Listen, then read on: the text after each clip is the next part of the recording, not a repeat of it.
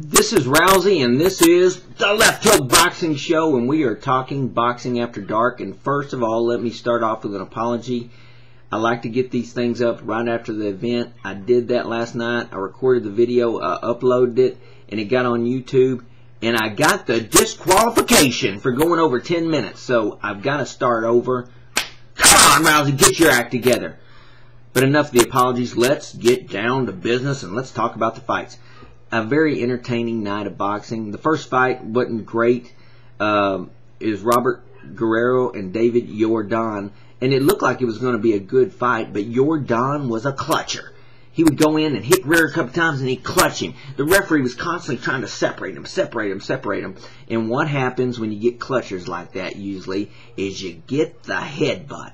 And Guerrero gets a cut over his eye, and the referee, he's wiping blood out of his eye, so the referee says, time out, and he goes and lets the doctor look at Guerrero's eye, and Guerrero says, I can't see, and I'm like, oh, man, you gotta be kidding me, and the doctor even said, what?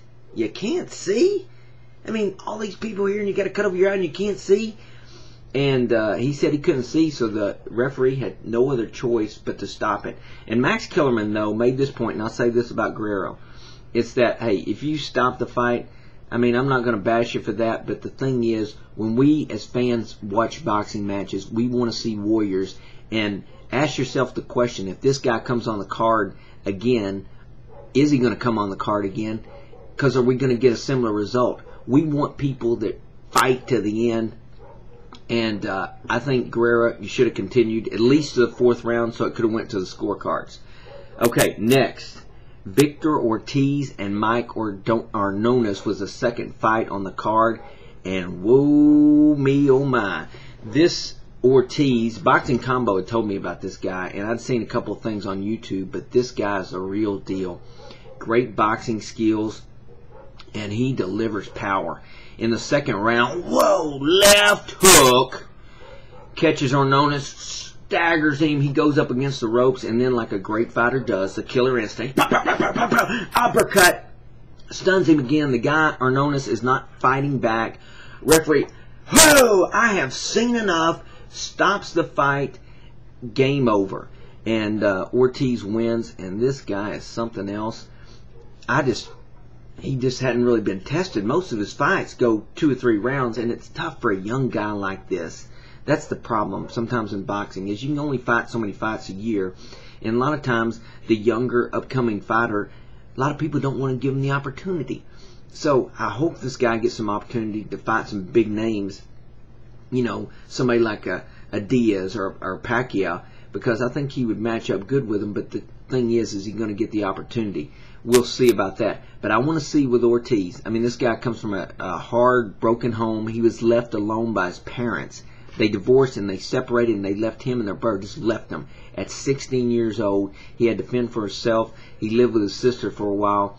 This guy's a tough guy, I think. But I want to see what happens when he gets the cut. The blood starts streaming down his face. I want to see how he responds to it. And I hope we get to see this guy in some good fights. I think he'll do well. And I'm looking forward to seeing this guy in some fights in the future. Okay, now to the main event.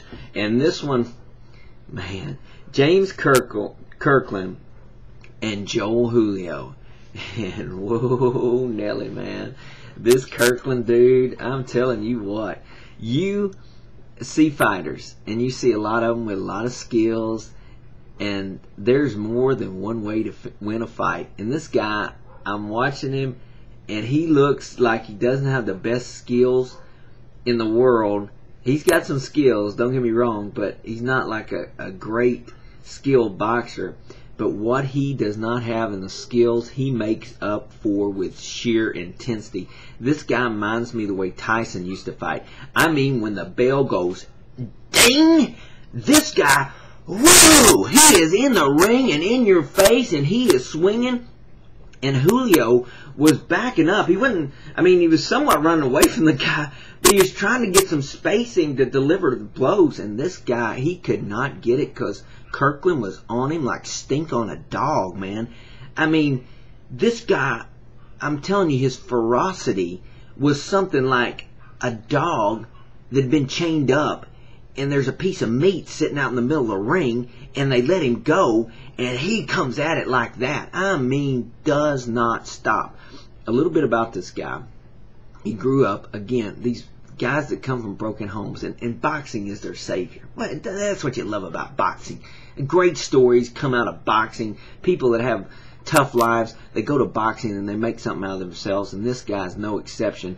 He was in poverty in Austin, Texas, and at 6 years old, the guy starts boxing.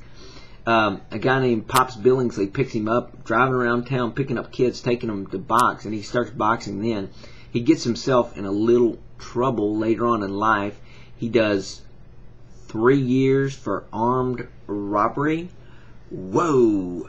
I'm telling you, this guy, I hand the money over.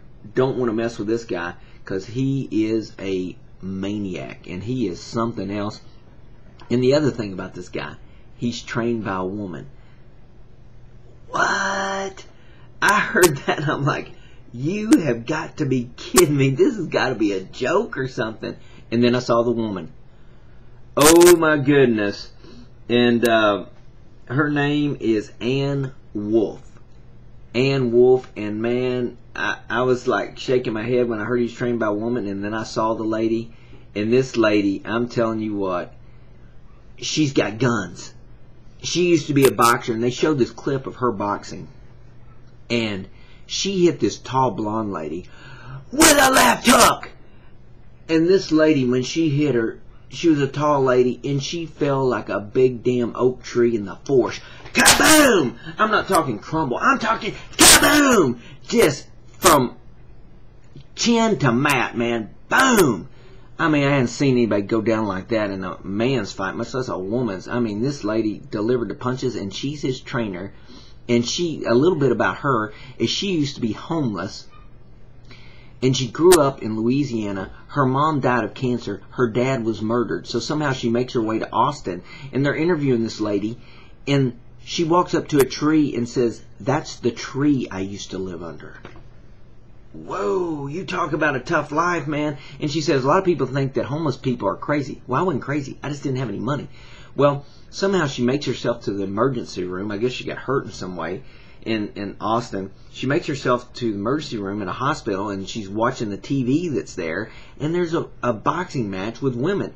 And this lady says, I fought ever since I was a little kid, and if I can make money at that, that's my goal in life, and that's what I need to do. So that's what she started doing. And then somehow she met up with Kirkland, and she says this guy is just like him, just an intense dude. They have this scene in there. They have unorthodox training methods. They got Pop Billingsley in a truck. If you watch Ring Life on HBO, I mean, you got to see this thing on Kirkland. They got this picture of Pops Billingsley driving a Ford F-150 with some makeshift pole over the top and a boxing bag dangling down like something they used to do with the horses, with a carrot dangling in front of them, and got this boxing bag there, and this guy's backpedaling as Pops is driving down the road hitting a boxing bag. I'm like, whoa, I haven't seen that one. But this guy, whatever she's doing, she knows what she's doing, because this was tough. And after the fight, they interviewed her, and she said, well, hey, he got hit a little bit, but it ain't nothing like I trained him for.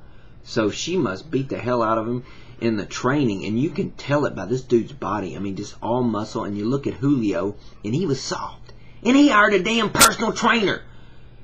Man, you don't need a personal trainer. You need a boxer that goes out and just pushes your ass, and this lady did it. And I look forward to seeing this guy again.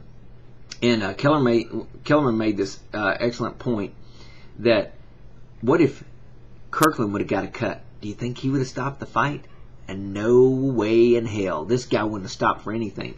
And I'm a former United States Marine, and one way I judge people is, well, I want this guy in my foxhole.